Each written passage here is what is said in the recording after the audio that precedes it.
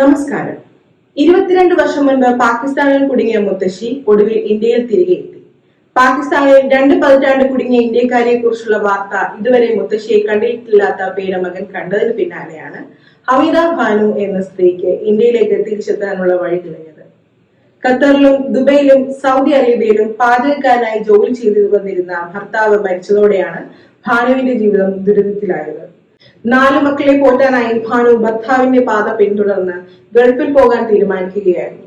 ജോലി അന്വേഷണത്തിനിടെ ഭാനുവിനെ ദുബായിൽ ജോലിക്ക് വാഗ്ദാനം ചെയ്ത് ഒരു റിക്രൂട്ട് ഏജന്റിനെ സമീപിക്കുകയായിരുന്നു. 20,000 രൂപ തന്നാൽ ദുബായിൽ ജോലി ഉറപ്പാക്കാമെന്ന് ഏജന്റ് ഭാനുവിനോട് പറഞ്ഞു. ഏജന്റിന്റെ ആവശ്യപ്രകാരം പണം നൽകി മക്കളോടും ബന്ധുക്കളോടും യാത്ര പറഞ്ഞ് ദുബായിലേക്ക് യാത്ര പുറപ്പെട്ട ഭാനു പക്ഷേ എത്തപ്പെട്ടത് പാകിസ്ഥാനിലെ ഹൈദരാബാദിലായിരുന്നു. അനധികൃതമായി പാകിസ്ഥാനിലെത്തിയ ഇന്ത്യക്കാരി എന്ന പേരിൽ 3 മാസത്തോളമാണ് ഭാനുവിനെ കടകിലിട്ടത്. ആരോടാണ് സഹായം ചോദിക്കുക എന്നറിയാതെ തെരുവിലലഞ്ഞ ഭാനുവിനെ കറാച്ചിയിലെ ഒരു തെരുവ് കച്ചവടക്കാരൻ വിവാഹം കഴിക്കുകയായിരുന്നു. ഭക്ഷണമോ വാസസ്ഥലമോ ഇല്ലാതെ വലഞ്ഞ ഭാനുവിന് വിവാഹമല്ലാതെ നിലനിൽക്കാൻ മറ്റൊരു മാർഗമില്ലായിരുന്നു. ഒടുവിൽ 2020 കോവിഡ് ബാധിച്ച് ഭർത്താവ് മരിച്ചതോടെ ഭാനു വീണ്ടും ഒറ്റപ്പെടുകയായിരുന്നു.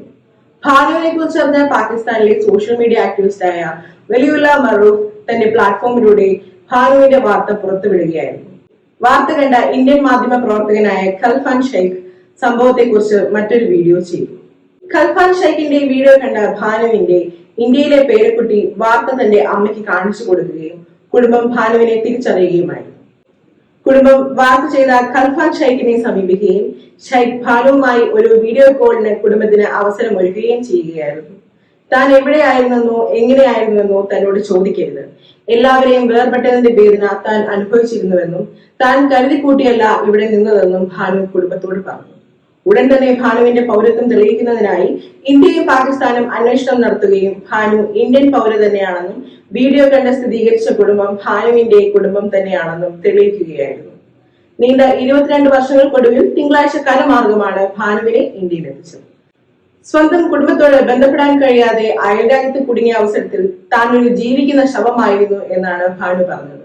തന്റെ മക്കളുടെയും കുടുംബത്തിന്റെയും അടുത്തേക്ക് പോകാൻ തനിക്ക് അതിയായ സന്തോഷമുണ്ട്, എന്നാൽ തനിക്ക് അവർക്കൊരു ബാധ്യതയായി തീരാൻ താല്പര്യമില്ല എന്നായിരുന്നു ഭാനു രാജ്യത്തെത്തിയ ഉടനെ നൽകിയ മറുപടി.